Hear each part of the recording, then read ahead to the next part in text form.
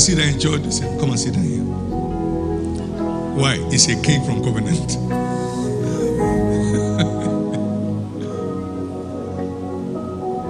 Something is breaking loose in your life.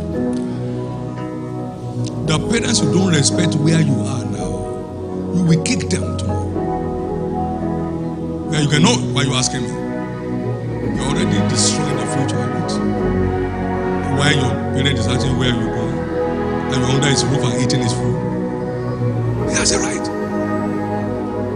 And it's honorable for them to be able to trace you.